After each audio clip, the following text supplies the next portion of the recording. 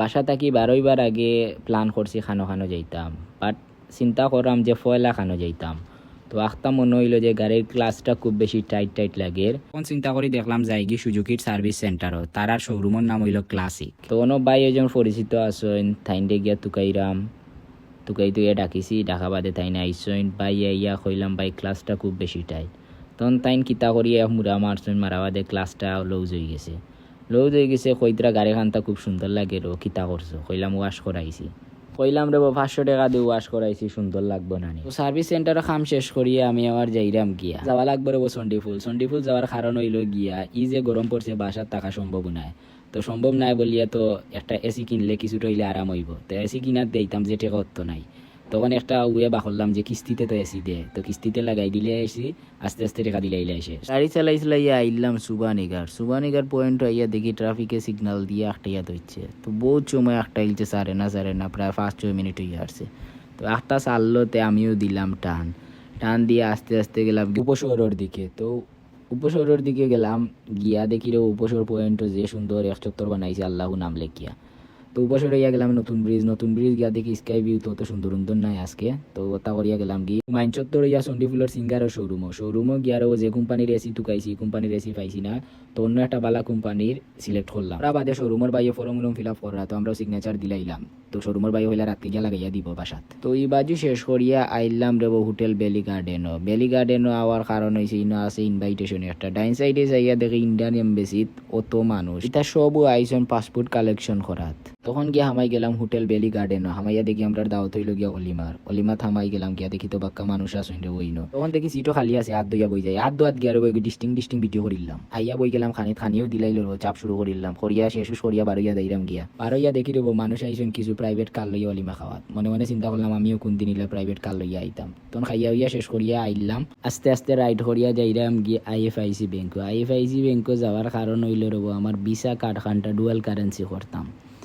এখন যে সময় আমি ব্যাংকে গিয়া হামানি বাদে বেড়ে দেখিলছে ভিডিও করা খর ভাই, ভিডিও বন্ধ করা লাগবো। তখন কইলাম আচ্ছা ভাই বন্ধ করলাম। তো দেখছো গিয়া যারে পাইলাম তার লগে মাতিলাম, কইলাম ভাই আমার ভিসা কার খানটা ডুয়াল কারেন্সি করতাম। কইলো ভাই পাসপোর্ট আনছি নি? কইলাম না। আমারে কইলো রে ভাই পাসপোর্ট লাগবো মাস। তখন আর বুঝলাম যে যার খাম হইতো না, তার লাগে বাড়ি আইছি।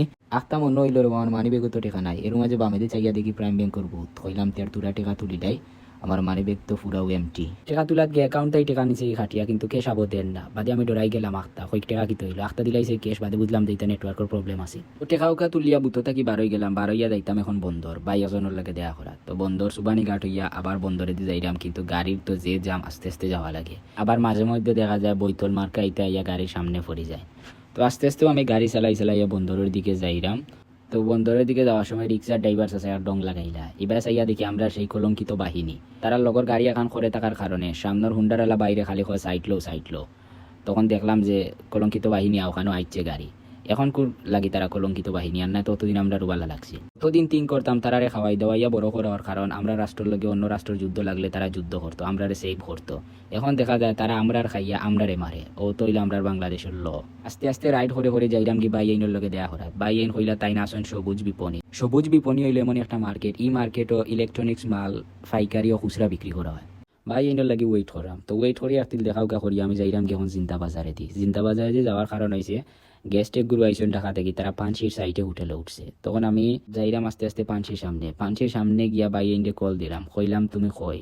আমি পাঁচশির সাইনবোর্ডের সামনে আছি। তখন তাইন লামিয়া আমারে কল দিয়া কইন তাইন পাঁচশির সাইনবোর্ডের সামনে। আমি কইলাম আমিও তো সামনে, তোমারে দেখি না কেন? তাইনও আমারে দেখই না, আমিও তাইনকে দেখি না। তো কইলাম আমার একটা মনে হইলো তাইন কোন পাঁচশির।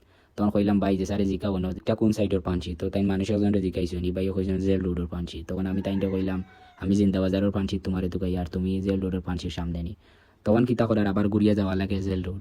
ঘুরিয়া আইয়া পরে গেলাম ট্রাফিক সিগন্যাল জিন্দাবাজার পয়েন্ট। সারলতে এই ডেগালা বাইয়া আমার কোনো যাইতে দেন না, ও বাজে যাইতে পারলাম না। তখন খেজাই মেজাই আস্তে আস্তে যাওয়ার ট্রাই করাম, কিন্তু যাইতে তো আর পারলাম না। তখন গেলাম একটুরা রাস্তা পাইয়া গেলাম তে সামনে গিয়া দেখি চাচা সিএনজি ভাড়া করিয়া বইতে আসছেন ফাতাইরে। লাগের ইখান তাইনোর দাদার সম্পত্তি, জিন্দাবাজার ইখান তাইনোর দাদা তুই গেছেন তাইনোর লাগি। আস্তে আস্তে রাইড করে গেলাম কি জেল রোড পাঞ্চির সামনে গিয়া বাইরে ফোন দিলাম। ফোন দেওয়া মাত্র বাইরে কি সামনে এর মাঝে আইছেন তাইনোর লাগে ইম্পর্টেন্ট কিছু মাতি আমি আমার বাসার দিকে রওনা দিলাইলাম। তো ধীরে ধীরে রাইড করে বাসা তো আইলাম। ও আসিল আমার স্কুল সারাদিন করি অ্যাক্টিভিটি, কিতা করলাম আমি সারাদিন।